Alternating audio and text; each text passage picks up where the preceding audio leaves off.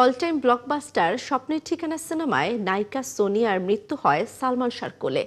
এদিকে ঢাকাই সিনেমার রাজপুত্র ক্ষণজন্মা নায়ক সালমান শাহর মৃত্যুর দিন নায়িকা সোনিয়া ঠিক কোথায় ছিলেন? সোনিয়ার সাথে কথা বলে সেই উত্তর খুঁজেছেন সহকর্মী আফফান মিতুল।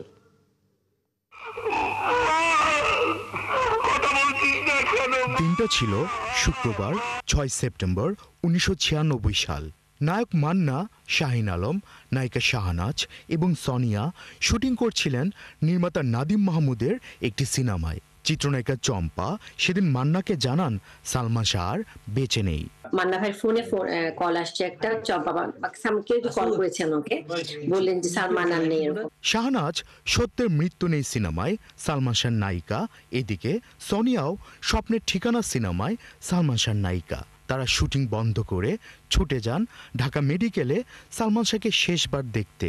আমরা সবাই শুটিং ক্যান্সেল করে প্যাক আপ করে চলে গেলাম ঢাকা মেডিকেলে। সবাই যার যার গাড়ি, আমি গেলাম কারো গাড়িতে চলে গেলাম। তখন প্রায় আমরা সবাই মিলে গেলাম, গিয়ে দেখলাম ওর লাশ পড়ে আছে ঢাকা মেডিকেলের বারান্দায়। একাত্তরকে সোনিয়া জানান, সালমান শাহর লাশ দেখে তার মনে হয়েছিল সে কোনো দুষ্টামি করছে, এই তো উঠে বলবে তিনি বেঁচে আছেন, সবার সাথে ফান করছিলেন। আমি ওর হাতটা টাচ করলাম, মনে হলো যে এক্ষুনি লাফ দিয়ে উঠে বলবে আর আমি দুষ্টামি করছি। এরকম তরতাজা একটা লাশ, আমার জীবনে প্রথম এত তরতাজা, মানে এত ফ্রেশ একজন মানুষকে, মানে কালকে কথা হলো, দেখা হলো, সে মানুষটা আজকে আমার সামনে ভাবে, এরকম একটা অভিজ্ঞতা জীবনে প্রথম ছিল। এবং আমরা মনে হয় আমরা এই কয়জনই ফিল্মের জগতে মানুষজন যারা কাজের থেকে দৌড় দিয়ে গেছে, আমরা ওই কয়জনই ফার্স্ট চোখে লাশ দেখেছি, সালমানের লাশ, যেটা আসলে বিশ্বাসযোগ্য ছিল না। আমি আমার সব কথা তোমাকে বলবো। সালমান শাহর বিপরীতে স্বপ্নের ঠিকানা দারুণ ব্যবসা সফল হওয়ায় আরও একটি সিনেমায় এই জুটি চুক্তিবদ্ধ হয়েছিলেন। দুই একদিন শুটিংও করেছিলেন সালমান শাহ সোনিয়া, কিন্তু তার মৃত্যুর পর সিনেমাটি আর হয়নি।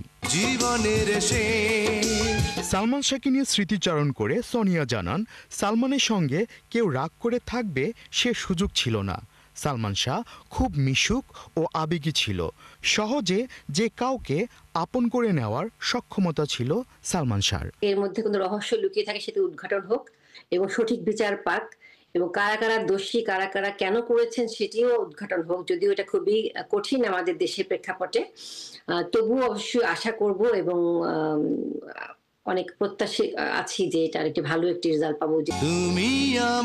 স্বপ্নের নায়ক খ্যাত সালমান শাহ অভিনয়ের জাদু দেখালেন, সবার মন জয় করলেন, আবার কাউকে কিছু না বলে এক বুক চাপা অভিমান নিয়ে চলেও গেলেন। প্রিয় সহকর্মীর হত্যার সাথে জড়িতদের কঠোর শাস্তি চান চিত্রনায়িকা সোনিয়া।